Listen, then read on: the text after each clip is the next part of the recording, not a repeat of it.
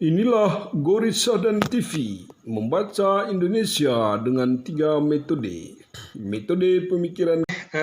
Terima kasih banyak kepada moderator yang sangat luar biasa ya. Dan Bapak Ibu perlu kami beritahukan bahwa IPD itu sebenarnya punya banyak kader muda ya, tetapi sudah banyak yang terakomodasi menjadi dosen di beberapa perguruan tinggi ya, dan juga ada yang sudah bekerja di birokrasi ya, dan kita IPD ini sebagai arena pembelajaran ya, untuk mengkoneksikan intelektual muda ya, karena kami sendiri mengklaim diri kami sebagai kelompok epistemik ya, kelompok yang senantiasa mencoba memberikan pendidikan politik kepada masyarakat ya. Bapak Ibu sekalian yang saya hormati, izin kepada Bu Mukhtar yang sudah doktor IPD yang pertama gitu ya.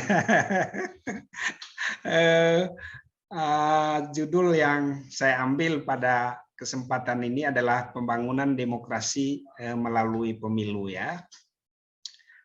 Kita tahu ya bahwa pemilu itu bisa saja diteorisasi atau dikonseptualisasi dengan berbagai macam cara ya. Tetapi cara yang paling tepat menurut saya untuk konteks sekarang adalah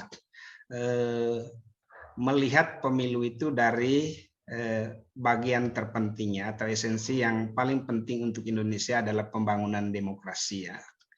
Mengapa pemilu perlu diletakkan sebagai pembangunan demokrasi? Karena kita sampai dengan sekarang ini banyak yang mengatakan bahwa Indonesia sedang mengalami regresi demokrasi ya. Kemudian Indonesia sedang mengalami stagnansi demokrasi atau demokrasi di Indonesia itu nggak berjalan gitu sejak pemilu pasca transisi tahun 1999 sampai dengan pemilu terakhir ya di 2019 ya. Karena itu saya ingin mengeksplor ya bagaimana menghubungkan antara pemilu dengan pembangunan demokrasi ya. Yang pertama, saya sepakat ya, dan sebagaimana juga dengan hasil penelitian yang kami lakukan, kajian-kajian yang dilakukan oleh IPD, bahwa sampai dengan sekarang pemilu kita itu belum dijadikan sebagai pemilu dalam kerangka untuk pembangunan demokrasi ya. Mengapa pemilu kita belum diletakkan sebagai bagian dari kerangka demokrasi di Indonesia? Karena pemilu kita itu masih penuh dengan berbagai macam masalah ya. Masalah yang paling serius ya, paling elementer ya bisa dilihat dari 5 hal yang terkait dengan pemilu ya. Yang pertama tentu saja adalah pengaturan pemilu yang masih belum terlalu kuat ya, terlalu mantap ya. Dan bahkan untuk pemilu 2024 ini kita menggunakan Undang-Undang Pemilu Nomor 7 Tahun 2017 ya. Dan ini entah apa merupakan produk kemalasan dari DPR RI yang memproduksi undang-undang, atau memang ada desain kepemiluan yang publik tidak pernah mengetahui secara serius ya. Kemudian tata kelola pemilu yang tentu saja masih bermasalah ya. Kalau Bapak Ibu lihat di dalam pemilu tahun 2019, isu yang paling menguat di dalam pemilu 2019 itu ada 2. Yang pertama itu adalah banyak penyelenggara pemilu itu yang kelelahan ya, yang meninggal dunia ya. Kemudian yang kedua itu adalah pembatasan terhadap pelaku yang terlibat dalam kasus korupsi untuk dicalonkan menjadi calon anggota legislatif dalam pemilu ya. Dan ini masih debatable ya sampai dengan penyelenggaraan pemilu itu, karena Mahkamah Konstitusi itu memutuskan bahwa koruptor itu boleh untuk mengikuti pemilu atau mencalonkan diri di dalam pemilu ya. tetapi sama KPU itu nggak boleh ya. Dianggap oleh koruptor itu sebagai menghilangkan hak politik mereka dan lain-lain sebagainya ya. Kemudian juga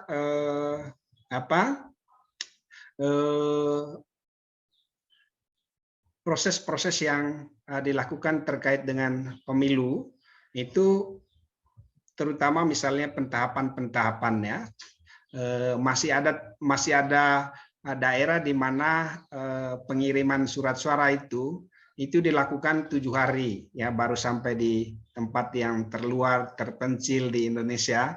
Itu alat-alat kelengkapan pemilu itu baru sampai. Itu kasus-kasus yang nampak ya, sehingga kami mengatakan bahwa dengan berbagai macam kasus itu, pemilu ini belum dijadikan sesuatu yang serius ya untuk pembangunan demokrasi kita, dan pemilu itu masih diletakkan sebagai tempat hanya sekedar untuk mendapatkan legitimasi ya.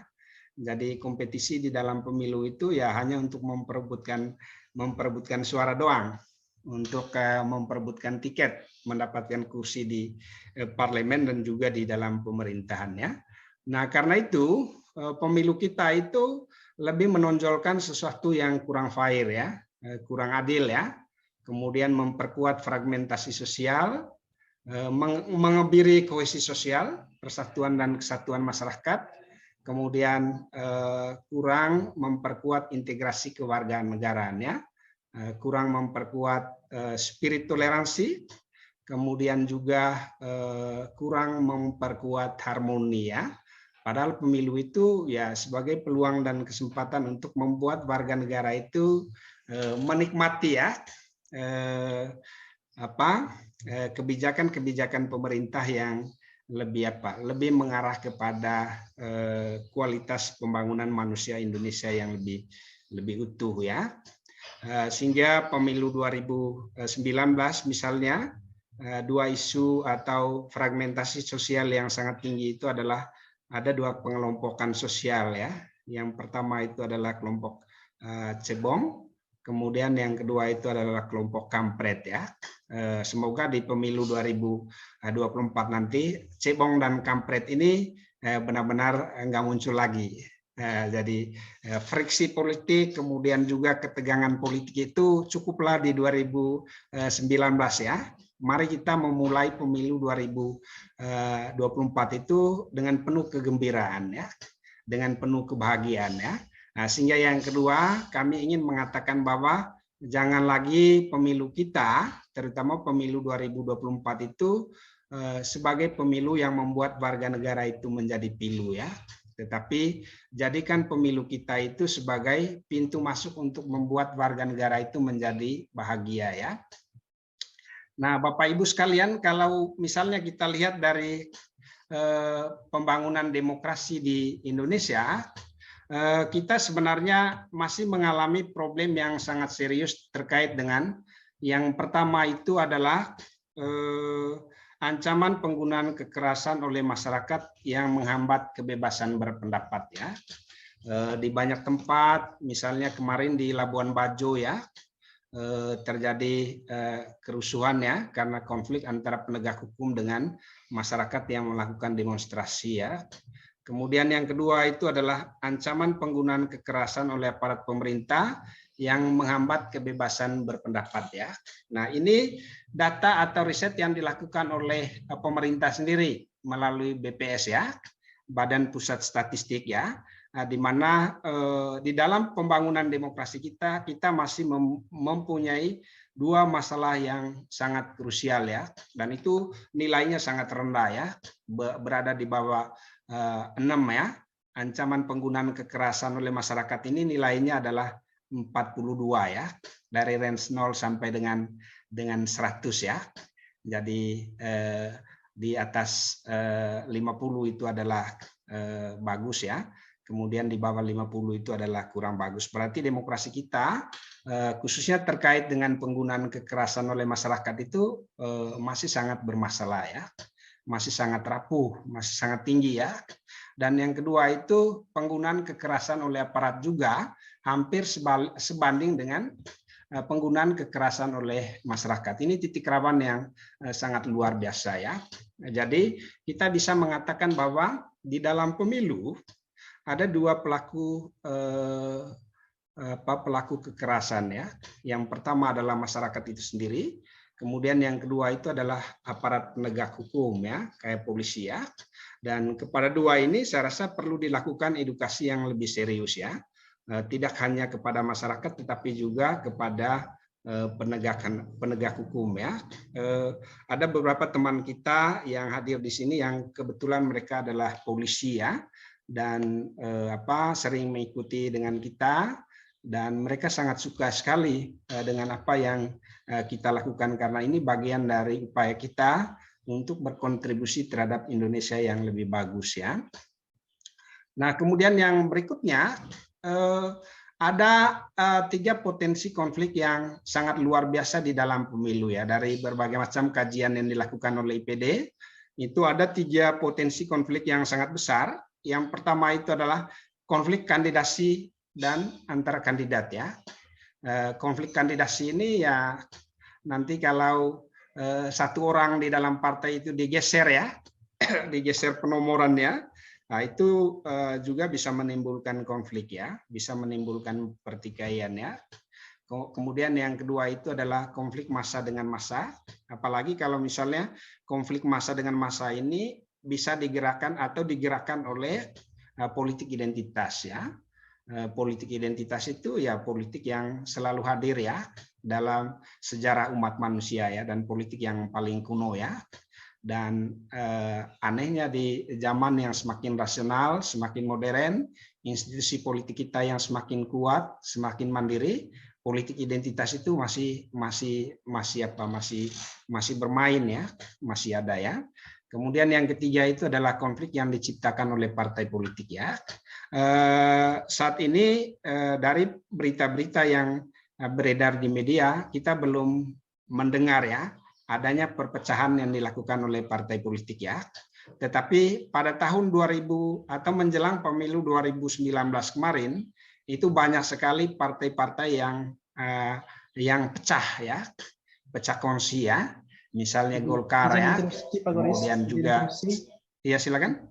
Ya, waktunya lagi 1 menit. Oke, terima kasih ya. Sehingga yang berikutnya yang perlu saya sampaikan bahwa ada beberapa penyebab dari konflik ini. Yang pertama adalah pengaturan kepemiluan yang dualistik ya. Misalnya tadi antara KPU dengan Mahkamah Konstitusi itu tidak sejalan ya. Kemudian tata kelola pemilu yang buruk ya. Tata kelola pemilu yang buruk ini ya, misalnya persoalan terkait dengan kelelahan penyelenggara pemilu ya, atau juga bagaimana desain ya kertas suara yang lebih simpel ya, supaya tidak menyulitkan pemilih ya. Kemudian pengetahuan kepemiluan yang terbatas yang sebenarnya bisa diatasi dengan sosialisasi pemilu yang lebih gencar ya. Dan yang terakhir itu adalah akses informasi kepemiluan yang lebih kurang ya. Dan sebenarnya kita sudah melakukan upaya pembangunan demokrasi yang lebih stabil ya, lebih berkualitas ya.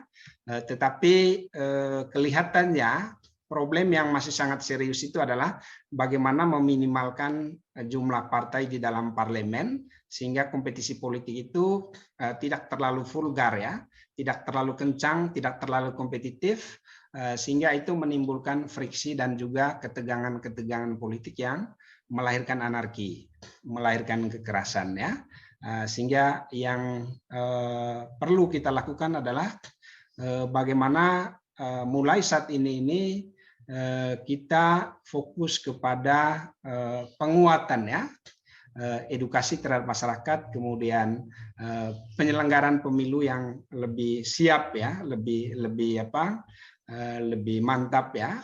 Misalnya bagaimana melakukan konsolidasi kepada peserta pemilu sebelum timing pendaftaran peserta pemilu itu dimulai ya, kira-kira begitu ya.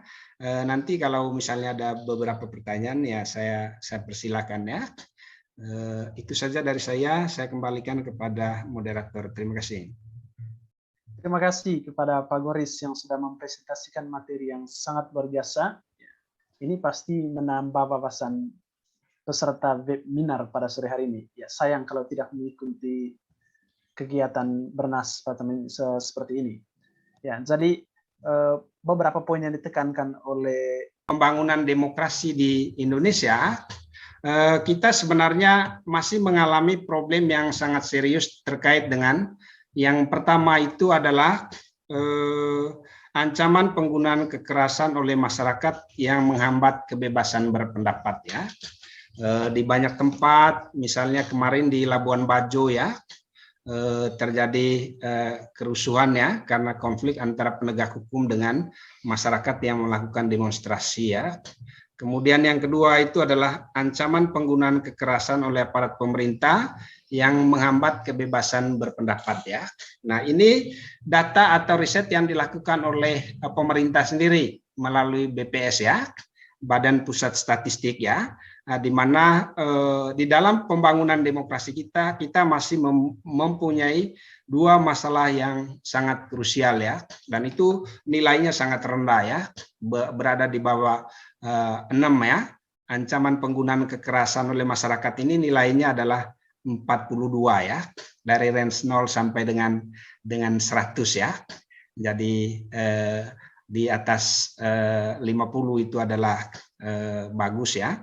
Kemudian di bawah 50 itu adalah kurang bagus. Berarti demokrasi kita khususnya terkait dengan penggunaan kekerasan oleh masyarakat itu masih sangat bermasalah ya. Masih sangat rapuh, masih sangat tinggi ya. Dan yang kedua itu penggunaan kekerasan oleh aparat juga hampir sebanding dengan penggunaan kekerasan oleh masyarakat. Ini titik rawan yang sangat luar biasa ya. Jadi kita bisa mengatakan bahwa di dalam pemilu ada dua pelaku kekerasan ya. Yang pertama adalah masyarakat itu sendiri. Kemudian yang kedua itu adalah aparat penegak hukum ya, kayak polisi ya. Dan kepada dua ini saya rasa perlu dilakukan edukasi yang lebih serius ya. Tidak hanya kepada masyarakat tetapi juga kepada penegak hukum ya. Ada beberapa teman kita yang hadir di sini yang kebetulan mereka adalah polisi ya, dan sering mengikuti dengan kita. Dan mereka sangat suka sekali dengan apa yang kita lakukan karena ini bagian dari upaya kita untuk berkontribusi terhadap Indonesia yang lebih bagus ya. Nah, kemudian yang berikutnya ada 3 potensi konflik yang sangat luar biasa di dalam pemilu ya. Dari berbagai macam kajian yang dilakukan oleh IPD, itu ada 3 potensi konflik yang sangat besar. Yang pertama itu adalah konflik kandidasi dan antara kandidat ya. Konflik kandidasi ini ya nanti kalau satu orang di dalam partai itu digeser ya, digeser penomorannya, nah itu juga bisa menimbulkan konflik ya, bisa menimbulkan pertikaian ya. Kemudian yang kedua itu adalah konflik massa dengan massa, apalagi kalau misalnya konflik massa dengan massa ini bisa digerakkan atau digerakkan oleh politik identitas ya. Politik identitas itu ya politik yang selalu hadir ya dalam sejarah umat manusia ya, dan politik yang paling kuno ya. Dan anehnya di zaman yang semakin rasional, semakin modern, institusi politik kita yang semakin kuat, semakin mandiri, politik identitas itu masih bermain ya, masih ada ya. Kemudian yang ketiga itu adalah konflik yang diciptakan oleh partai politik ya. Saat ini dari berita-berita yang beredar di media, kita belum mendengar ya adanya perpecahan yang dilakukan oleh partai politik ya. Tetapi pada tahun 2000 atau menjelang pemilu 2019 kemarin, itu banyak sekali partai-partai yang pecah ya, pecah kongsi ya. Misalnya Golkar ya, kemudian juga, ya silakan. Ya, waktunya lagi 1 menit. Oke, terima kasih ya. Sehingga yang berikutnya yang perlu saya sampaikan bahwa ada beberapa penyebab dari konflik ini. Yang pertama adalah pengaturan kepemiluan yang dualistik ya. Misalnya tadi antara KPU dengan Mahkamah Konstitusi itu tidak sejalan ya. kemudian tata kelola pemilu yang buruk ya. Tata kelola pemilu yang buruk ini ya misalnya persoalan terkait dengan kelelahan penyelenggara pemilu ya, atau juga bagaimana desain ya kertas suara yang lebih simpel ya, supaya tidak menyulitkan pemilih ya. Kemudian pengetahuan kepemiluan yang terbatas yang sebenarnya bisa diatasi dengan sosialisasi pemilu yang lebih gencar ya. Dan yang terakhir itu adalah akses informasi kepemiluan yang lebih kurang ya. Dan sebenarnya kita sudah melakukan upaya pembangunan demokrasi yang lebih stabil ya, lebih berkualitas ya. Tetapi kelihatannya problem yang masih sangat serius itu adalah bagaimana meminimalkan jumlah partai di dalam parlemen sehingga kompetisi politik itu tidak terlalu vulgar ya, tidak terlalu kencang, tidak terlalu kompetitif, sehingga itu menimbulkan friksi dan juga ketegangan-ketegangan politik yang melahirkan anarki, melahirkan kekerasan ya. Sehingga yang perlu kita lakukan adalah bagaimana mulai saat ini kita fokus kepada penguatan ya, edukasi terhadap masyarakat, kemudian penyelenggaraan pemilu yang lebih siap ya, lebih mantap ya. Misalnya bagaimana melakukan konsolidasi kepada peserta pemilu sebelum timing pendaftaran peserta pemilu itu dimulai ya, kira-kira begitu ya. Nanti kalau misalnya ada beberapa pertanyaan ya saya persilakan ya. Itu saja dari saya kembalikan kepada moderator. Terima kasih. Terima kasih kepada Pak Goris yang sudah mempresentasikan materi yang sangat luar biasa. Ini pasti menambah wawasan peserta webinar pada sore hari ini. Ya, sayang kalau tidak mengikuti kegiatan Bernas seperti ini. Ya, jadi beberapa poin yang ditekankan oleh narasumber pertama tadi. Yang pertama, pemilu kita itu belum ditempatkan sebagai bagian dari kerangka demokrasi. Ya, pemilu semacam hanya menjadi ya selebrasi formal belaka, istilahnya selebrasi formal artifisial belaka, dan belum menjadi bagian dari ya kerangka demokrasi. Itu yang pertama. Yang kedua, pemilu kita juga masih ditandai dengan tingginya polarisasi di tengah masyarakat dan juga semakin tingginya konflik ya, baik konflik vertikal maupun konflik horizontal ya, antara masyarakat dan masyarakat dan juga antara masyarakat dengan aparat ya. Selain itu, pemilu yang digelar di Indonesia sejauh ini juga masih ditandai dengan chaos yang cukup tinggi. Ya, selanjutnya kita akan masuk ya pada presenter kedua atau narasumber kedua, yaitu